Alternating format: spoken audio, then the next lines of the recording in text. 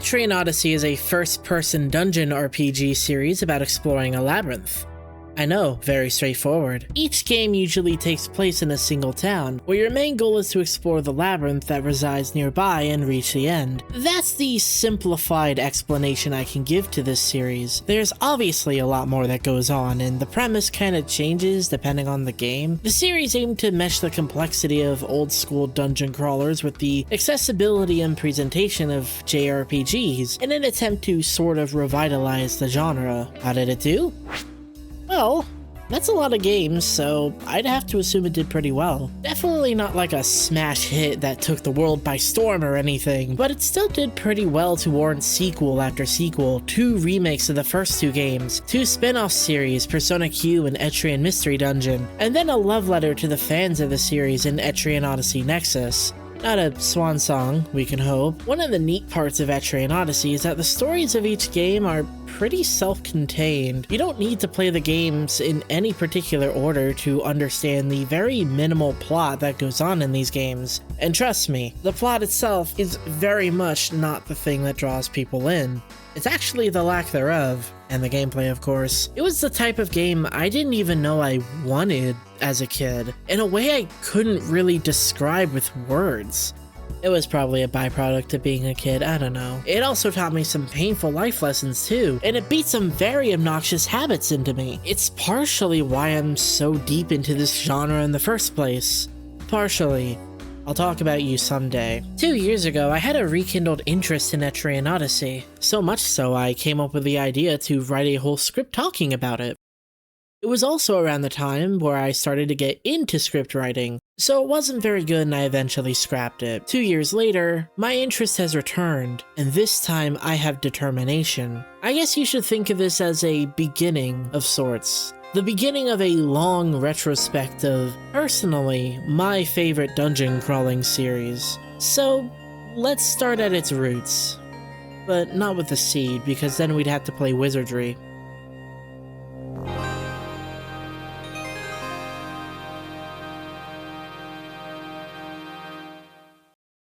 A couple things to bring up. I did playthroughs of both the original DS game and the HD remaster that was released on modern platforms. I'm going to be talking about Etrian Odyssey in the context of the original to try and give an idea of what it was like when it all started, but I'm letting you know now in case some remaster footage sneaks its way in from time to time. I'm also not going to talk about the remake in this video since that's basically a completely different game from the original in nearly every way except setting, and as some might say, some stories are better left untold.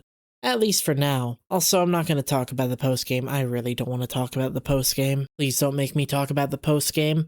You play as an adventurer coming to Etria, a small town that resides near the dungeon that was recently discovered. Nobody knows the origins of this dungeon, but the town's governors, the Rada in other words, issues an invitation to any able-bodied adventurer to explore for themselves and discern its secrets. But no matter how many go in, none have ever reached the bottom, and some never even return. As time went on, they eventually gave that dungeon a name, Yggdrasil, or more appropriately the Yggdrasil Labyrinth. When you arrive, you swiftly establish your guild of 5 or more members and proceed to the Rada Hall, where you're tasked with a trial. Map out the first floor to prove that you're actually competent enough to go further in. After completing the task, you are free to explore the labyrinth at your leisure, while occasionally reporting back from time to time to discuss the investigation.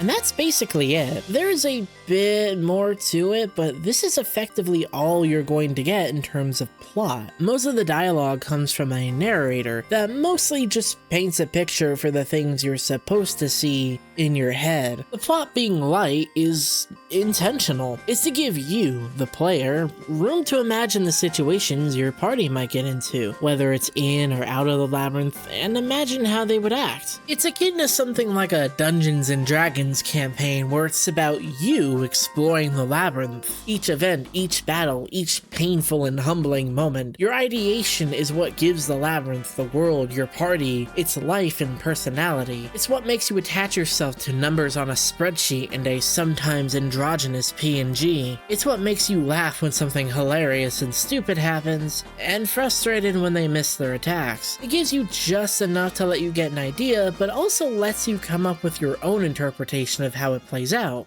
Sometimes. The Labyrinth makes up for a lot of the lack of storytelling with, ironically, more lack of storytelling. I love the atmosphere and mood shift as you get deeper and deeper in. It starts with exploring this lush and seemingly welcoming forest that gives you a false sense of peace and serenity, even though you know how dangerous it can be. You fight pretty standard things like deers and rats and moles, and it kind of feels like the start to a high fantasy adventure. But then you go a strata lower and get greeted by this moody and oppressive jungle, just as lush but way more hostile. Ferocious bears that are taller than you, apes that will rip you in half, wasps the size of your head, slimes that inflict poison and sleep. Go a stratum deeper, you meet a neon blue, almost aquatic biome. Coral trees surround you and lakes separate the terrain. You find a colony of these death ants and their queen smack dab in the middle of the second floor. You fight a literal manta ray for the main boss. Even lower is a barren desert, probably a lush forest in the past, but now shriveled and dead. Every stratum also has its own theme to match the tone. The game does a very good job of making it feel like you aren't meant to be here, like you're going too far, or farther than you were meant to, anyway.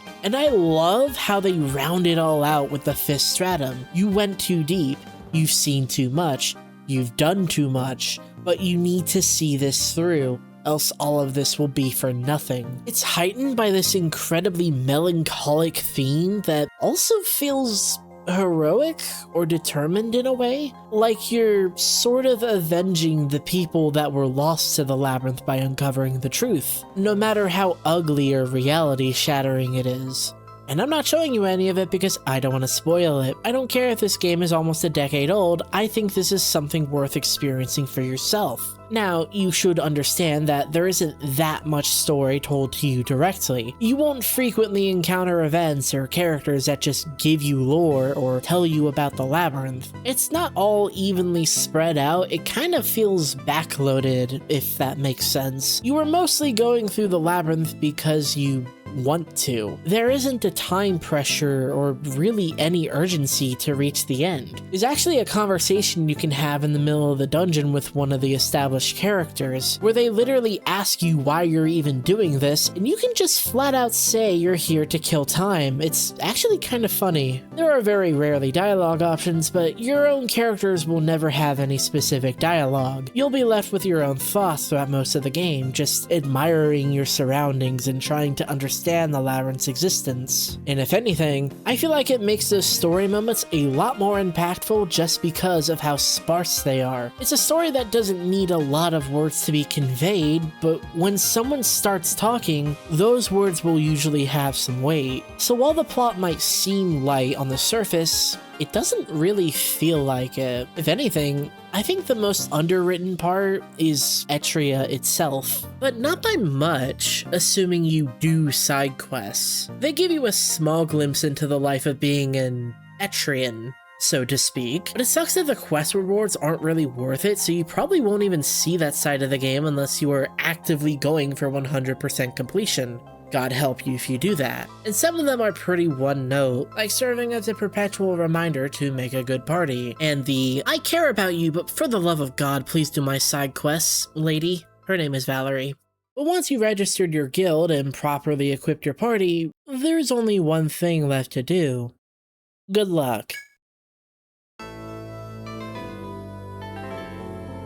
Yggdrasil spans 6 stratums, the first 5 being the main game. Each stratum has 5 floors. They start small, but very quickly become larger and more complicated. Monsters of varying strength and size roam the maps, and even random battles can pose a threat. Dead ends, twists and turns, winding hallways, pitfalls. It's not a surprise if some people get filtered by the first 2 floors, let alone the first stratum. But you will not be wandering these halls blindly. One of Etrian Odyssey's most defining systems that make it stand out is the fact that you get to draw the map. No, seriously, every door, every wall, every single minute detail, all on a grid-based map. Okay, hear me out, it's not that bad. Similar to old school dungeon crawlers like Wizardry, except here, you won't need any graph paper or pencils on hand this time. You'll do all the mapping on the bottom screen, charting it out as you slowly move your way through the labyrinth. You know, like an explorer, occasionally looking down at your map to chart out what you see. It's very simple stuff, but it's a fun way to incorporate the design of the platform it was made on. You can't imagine how different it feels compared to when the map making's just automated for you. Because this is a 40+ hour RPG, you are bound to find mistakes in your mapping. You'll find walls that don't belong, or hallways that you thought ended earlier than they actually did. You might find treasure down a hallway you completely ignored because you preemptively drew it out assuming it for a dead end. A very simple system that's normally automated in most RPGs is a major mechanic to exploration here. On the surface it might sound like a very tedious thing to do, but I would encourage you to at least keep an open mind and try it. There isn't really a way to automate this either. There's also a few points in the game that demand you map out the floors, and exploring without a map is so insanely hard on a first playthrough that it'll just make you quit from frustration. If this is something that sounds too tedious or time consuming and you'd really rather not bother with it, regardless of the circumstances, then you might not be able to stick with this game, and by extension, the series. Is it humbling to stumble around a floor for half an hour and realize that the path forward was staring you in the face the whole time? Yes, but I find it still a very fun and engaging system nonetheless. It's satisfying going from this blank canvas to a detailed map that you can easily understand at a glance, reviewing your notes to find the optimal paths, marking down shortcuts or drawing in the walls while you're back at the end. There's also a handful of visual hints that the game gives you as well to help understand your surroundings, like the flowers on the ground which help discern how many tiles are in front of you, or the bodies of water that serve as foreshadowing for upcoming areas. It's very minimal, but it does a surprising amount to help with understanding the room. Unfortunately, it's also not quite the best here. There's this occasional problem where you don't always have good mapping tools for specific scenarios, like damage tiles for one. You can go through the pain of marking each and every tile with an FOE marker, or however you want to do it, but that doesn't really make it better. Same with gathering spots. There's only one dedicated icon for it, so you gotta use memos to notate specific take, mine, and chopping nodes, because that difference kinda matters. The conveyor belts in the 4th stratum are where it's the worst though, because you don't have a good way of tracking each conveyor belt's path. One could argue you just need to be creative with what they give you, and you can get by okay with the tools it does give you. But there's a reason why even fan-made maps use tools from the later games. It just looks better and it's easier to read. But for a first title, it still does a decent job with the dungeon design overall. But what would an expedition be without its trials? As you walk around the labyrinth, this little meter here will gradually change colors, from blue to green to yellow, and then red. This is your sign for when you're about to get into an encounter, with red being when you're the most likely to. Combat follows a relatively simple turn-based system. You pick each party member's actions and watch it play out. Repeat for the following turns until you win or lose. There's different kinds of physical and magic damage, a plethora of status ailments, and binds, which are kinda like status ailments that disable specific skills associated with certain body parts. Really, the difficulty and complexity of combat mostly comes down to your party composition. There are 9 classes in Etrian Odyssey, the last 2 being unlocked later into the game. For a basic party in Etrian Odyssey, specifically this one, it really wants you to make room for a protector and a medic. The former to tank hits and mitigate damage, and the latter to sustain the party, and also because Immunize is kind of a really OP defense buff. Enemies hit pretty hard, and early on, someone that isn't a protector could go down in just a few hits. And the difficulty bump from floor 1 to 2 is a little high, same with the 2nd stratum. I hate the 2nd stratum. Battles can be resource heavy and you won't always end a fight in one turn, so going in with these 2 classes ensures you can at least get your foot through the door. It'll still probably be an uphill battle though, or downhill in this case? Whatever. Despite it being so traditional with its standards for party composition, you can still rock whatever kind of team you want, and it won't punish you for it unless you do something kinda weird, like 5 medics, or like I don't know, 5 troubadours. You have classes like Landsknechts, traditional fighters with beefy melee damage and elemental follow-up skills. Pretty straightforward class. Troubadours, which sing songs that can buff the whole party in different ways, some even sustaining their TP and HP later on. Alchemists. They're mages. If you think that's boring, then look at this funny number. They also have poison, which is super powerful in this game. And my favorite class in this game, Survivalists, which has some pretty solid damage output via multi-shot and Napalm, and some very nice utility in the form of first turn. I never went through the game with a Dark Hunter before this video, but they have some very interesting battle utility in the form of poison and binds with their whip skills, and various other elements with their sword skills. They're pretty flexible and their damage isn't too shabby either, even if the super strong attacks are a bit luck-based to set up. I didn't really use the other two classes, Ronin and Hexer, and that's mainly because I didn't want to bother leveling them. By the time you get them, it's so late into the playthrough that you have to stop everything just to level them up. I think it would have benefited this game if there was a scaling recruit system, and not like Retire, where you basically send a party member into the Blood Chalice and they come out as a new person entirely, with benefits. Or so I wish the level recruitment rose whenever you cleared a stratum or something, because otherwise, it's not really worth it. As long as you cover decent fizz and magic damage though, you'll be fine.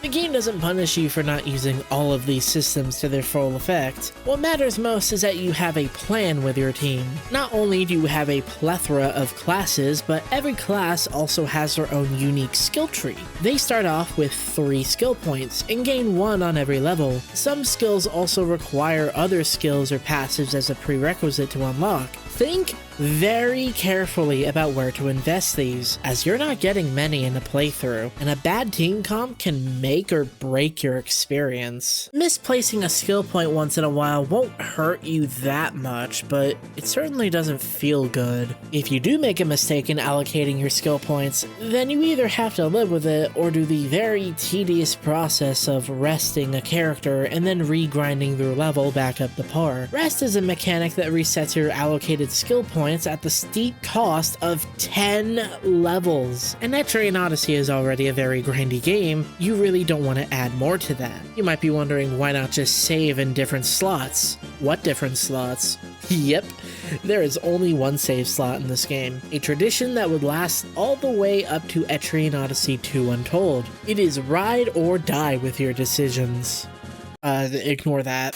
I think the skill system here is decent, if not a little overly punishing, but it's held back pretty hard by a few things. How they're listed for one, minor issue, but it just makes it harder to read up on what skills or passives you need to invest into, when they're all over the place and not sorted very well. Some of the skill descriptions are also kinda vague or aren't exactly as advertised. Something that further compounds this issue is that some skills are either not very good, or in a very rare case, maybe even bugged, and you're not going to realize that until you've already invested into it, or you look it up. I invested a bit into Healing Touch for my medic because I was going off of the knowledge of my remaster playthrough, and I thought it was good. When I noticed that the upgrade gain was slow and not good, I looked up to see how it functioned in the original.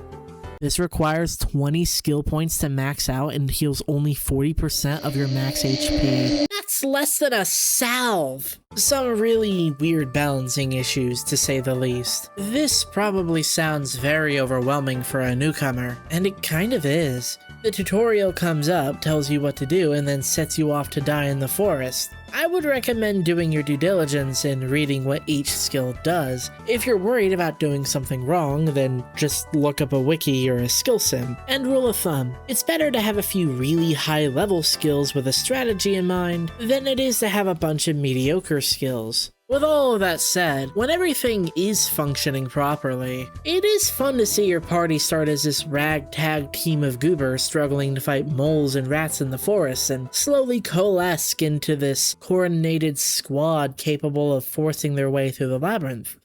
To an extent, one of the more difficult aspects of this game is just judging your limits. You can be fine at first, riding high as you effortlessly slay monsters left and right, but then you get a little too comfortable and let someone's health drop a little too low, and then they die. Death isn't permanent, thank god. But revival is very costly in this game. It starts small and ramps up very quickly as your party levels up, and you could find yourself in a financial bind if you keep acting carelessly. And the revive skill, that only medics can get, requires a lot of skill points just to learn, and even more to make it heal beyond just the few hit points. This isn't even the only expense you'll have to worry about. You also have to worry about sleeping at the inn to recover your health. You probably used an item to get back to town, so you gotta purchase another one of those. The shop in this game carries warp wire, which later the series would call Ariadne thread, but regardless, these are your lifelines, your emergency eject button for when things like this happen. Do not forget your warp wires, or you will be in for a hell of a run back, assuming you can make it back at all. There may be shortcuts and occasionally healing spots, but checkpoints don't really exist aside from geomagnetic poles that are placed at the start of each stratum, starting from the second one onward. And there isn't a way to instantly get back to where you left off. Once you leave, you gotta make your way back the hard way. At the end of each stratum is also a boss fight, so you gotta make it through all 5 floors just to challenge it. It's obviously pretty bad if you let one of your party members bite it. It's also pretty bad if you expend all of your resources before even getting there. You will always be questioning whether or not you're actually ready to move forward, or if you should really go back to restock. Should you push that little bit further? Are you really prepared for the upcoming challenges? Is your route there good enough to get you there as fast as possible? All of this to say, if you don't prep and get a little too greedy, you have a high likelihood of getting royally fucked.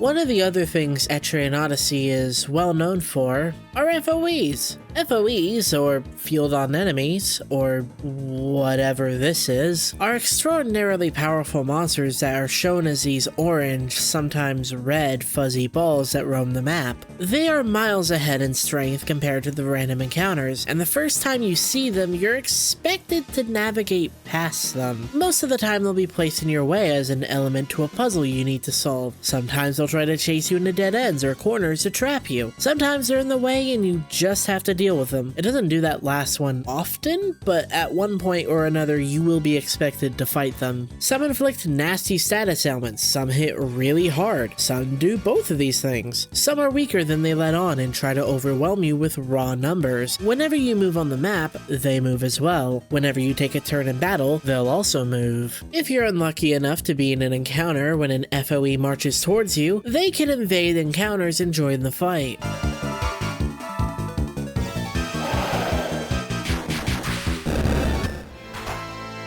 What the fuck? This might seem like a pretty unfair system with random encounters, but since you can see when you're about to get into one, this lets you anticipate and plan your moves around the FOEs. It's also why items like ward chimes or the stalker skill is so useful, so it's not as egregious as it might sound. Still has its moments though. Though despite the first impression, I found that they weren't that bad to fight after around the second stratum. Could have been my team comp, or maybe this was intentional, but I got to a point where I could almost casually fight FOEs like they're almost normal mobs. Almost. I couldn't underestimate them because them killing a party member would make the fight spiral pretty quickly, but it's nice to do for a sort of quick boost of XP and potentially some materials you can sell, which can also be made into gear. Yeah, it's Monster Hunter. You kill things, get their pieces, sell them at the shop, and get more items to choose from when you sold enough of the right thing. Pretty simple system to understand. You also find gathering points around the map, which also give you items to sell sometimes. You can gather as many times as you have party members that level the take, chop, or mine skills, and this is something they kinda want you to do for money. You'll find quite a few gathering spots, and the items in a stratum aren't different when gathering at different nodes that use the same skill. I think. It's up to you whether or not you want your main team to have gathering skills, but you really shouldn't ignore gathering since a lot of healing items and restoratives are locked behind it too. There's also a clock system, but there isn't really that much of a difference between day and nighttime in this game, I think. Every cycle resets your gathering attempts, every few days defeated FOEs respawn, and every 2 weeks a stratum boss reappears. That's basically it aside from a quest or two that requires you to do something in a specific time frame, or that one quest that makes you spend several days on one floor. Don't do that quest, it's not worth it. I think if you really like dungeon crawlers and RPGs that place your adventure first and foremost, you'll like Etrian Odyssey, though it might be a bit bland or tedious sometimes. I wouldn't immediately recommend the first game if someone were getting into the series or just the genre, but it's still an okay starting point nonetheless. It holds up decently well in spite of some of its shortcomings. Despite some of the difficulty bumps in the early game, the actual curve feels alright, despite class complexity not being as absurd as it is in later games, and class balancing being pretty awkward. It's still fun to make a team. Progression is slow, but that's kind of the point of a dungeon crawler. I would actually say this is a pretty good game for a second monitor, or something you do while you listen to a live stream, or hanging out in a voice call, because I certainly did, and it very much helped with some of the more tedious parts. I died. It makes sense too, being a DS game. You're meant to play it in short bursts, or while you have background noise going on, something you chip out every once in a while when you're trying to zone out. Okay, this part's gonna get a little awkward. So in an alternate universe, I could see myself immediately recommending people get the HD remaster of Etrian Odyssey. I got the entire collection on sale for $40, which sounds like a pretty fair deal for 3 full-fledged RPGs, if it wasn't for the fact that it was a sale. On their own, they each cost $40, and if you bought the collection off sale, you'd pay $80. I might sound a bit controversial for saying this, and I know that the value of something is kind of subjective, but in my opinion, while I think it's a very solid dungeon crawler, I don't think it's worth $40. And I certainly don't think they're worth $80 even altogether, considering how old they are and how prevalent emulation is. However, if you can get this at a reasonable price, I absolutely think you should play the remaster. You would be surprised by how much quality of life can freshen up an experience. The map tools are better and more expanded, though a little clunkier. Battle animations are faster. You can actually run and strafe in the dungeons. Some skills were reworked to function and actually be useful. There's also difficulty options for those that want a somewhat more comfortable experience. As comfy as getting rammed by a deer can be, at least. Also mods. Look at this. I can mod Germa over an FOE. I call it JOF, Germa on Field. Point is, there are plenty of reasons to choose the remaster over the original, and vice versa. I think it depends on the person and how you value these kinds of things. If I were you, which I'm not, but pretend I am, I would wait until it's on sale for half off or something. If it never went on sale, I might have never bought it. Not out of principle, I'm just kinda scared of spending lots of money on things I don't really need. And in this case, there is nothing wrong with sticking to your roots.